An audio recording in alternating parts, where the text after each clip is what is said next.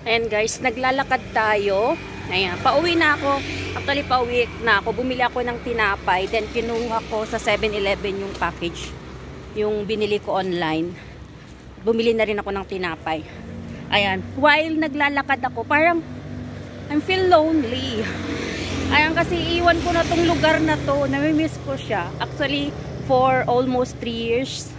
Ilang months na lang, 2 months na lang. Magti 3 years na ako dito sa Taiwan. At mamimiss ko tong mga bulaklak na to. Yan, ang magaganda. Yung mga dinadaanan ko pag bumibili ako ng tinapay. Yan. So, mamimiss ko ang lugar na to, promise. And this is my home for 3 years. Ang ganda ng, basta, walang masama na nangyari sa akin dito for 3 years. Naging healthy tayo. And, ayun. Hindi naman na tayo nagkasakit and anything. Ay, parang ano, bruha, oh. Yung paint sa wall. Ayan, oh. Paint sa wall. Yan mga dinadaanan ko sa tuwing pupunta ako dito, nagja-jogging, or bumibili ng tinapay ko for breakfast. The China, ang ganda. Oh, parang China. Ayan, paint sa wall.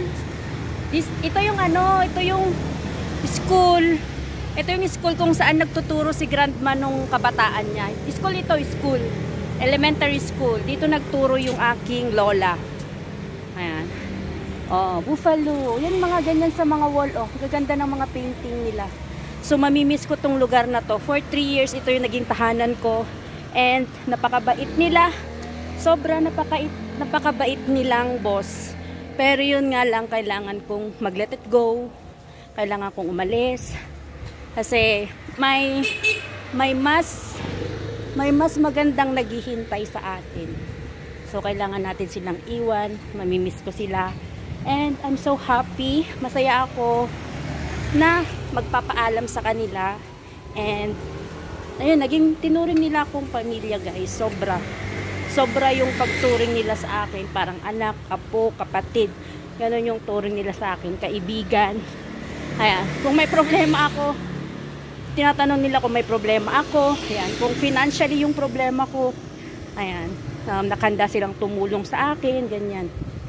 Hindi naging mabigat yung pagtira ko dito sa Taiwan. So I'm so very, very, very proud. At nagkatagpo ako ng amo katulad nila. Pero like what I said nga, na merong magandang naghihintay sa akin. Ayun, so kailangan, mamimiss ko sila, mamimiss ko tong lugar na to, yung mga dinadaanan ko. So kanina habang naglalakad ako, mag-video nga ako, sabi ko parang, diba, napaka-lonely. Ayan, yan yung part na malapit sa amin. Ayan. Yung may mga nagsasayaw doon, minsan nakijoin din ako sa kanila, sumayaw din ako sa kanila. Kita nyo, mga nagsasayaw dyan sa park. Ayan. So, ikot ko kayo muna sa park. Baka masagasaan ako. Ayan. May mga tao. Ayan. Minsan, naging playground ko rin to. So, 2 months na lang at tayo'y pupunta sa mas magandang opportunity. Ayan, thank you. Maraming salamat sa inyo, guys. Especially sa inyo na nandyan din kayo lagi. Ay, yung part ko. Diyan din ako sumasayaw pag umaga dati. Ayan. Pero ngayon lang naging busy lang kasi naging ano lang si grandma. Naging ano siya. Parang everyday punta kami ng ano, pa-check up. Ganun. Ayan. Ito yung paligid. Meron pa doon big park kung saan ako. Tapat nun naman yung bilihan ng tinapay. Ito small park lang to. Ayan. Kasi sila ano, balance ang work at health DB. Ganyan. Ayan. Ganun. So, namimiss ko tong lugar na to. Namimiss ko tong lugar na to, promise, guys. Ito yung naging pangalawang tahanan ko eh. Ayan, may 2 months pa naman para sulitin. Pero, diba? Maraming salamat guys sa walang sawang pag-support niya sa akin, especially kay Tita Lintek na nagme-message sa akin lagi na tapos sa Ate Ash, miss you Ate Ash, kay Ate Weng, kay Ma'am Grace, miss ko kayong lahat, kay Apo Koy, kay Ate Koy, ay miss ko kayo. Ayan, lakad-lakad tayo. Maraming salamat guys sa walang sawang pag-support nyo po sa aking channel. Ito po ang yung Cordapia G, maganda pa rin. O, di ba? Ang maganda dito kasi sa Taiwan, maraming CCTV, maliwanag ang kalye. Kaya kahit anong oras ako umuwi noon, umuwi ako, safe na safe. Ayan o, safe na safe. O. Di ba? Ang dami ko ring mga naging dito, pero andun pa rin yung mga boss ko na naghandang umuunawa sa akin. Minsan hindi rin kami nagkikibuan. Kasi may time kasi na nawala ko talaga yung bike ko, which is 50 years na kay Lola yon. 50 years na sa kanila yung bike na yon. Si Bikey nawala ko. Ay, Giant yung brand nun. Ang tibay yun na bike, matibay yun na bike. Kaya lang nawala ko siya. So, that time, hindi ako kinakausap ni Lola. Ayun lang yung ko nun. Hindi ko alam kung mag-sorry sa kanila. Ayun, pero nung tumagal-tagal, naging okay naman na. Ayan. Ang diwanag, no? Diwanag, hindi tulad sa Pilipinas na ang liwanag, oo, di ba? Ang liwanag ng kali.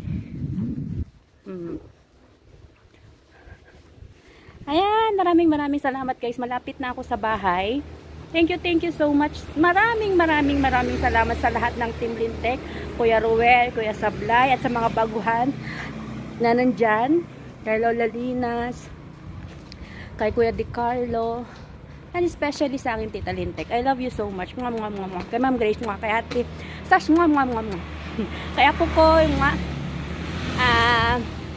kay Mama Koy, kay DNK Vlog, sa lahat ng mga nandyan. Maraming salamat guys.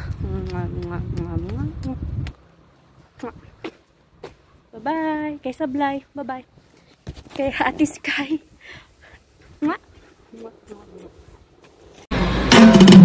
Yeah!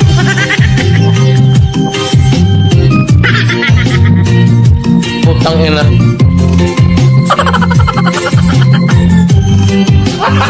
Gago!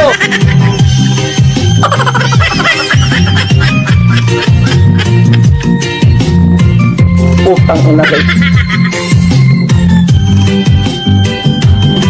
Bahala ka sa buhay mo. Nawawala, nandito ang kulang mo. Parang ito, unti-unti naglalago. Nangingin ko lang sa'yo.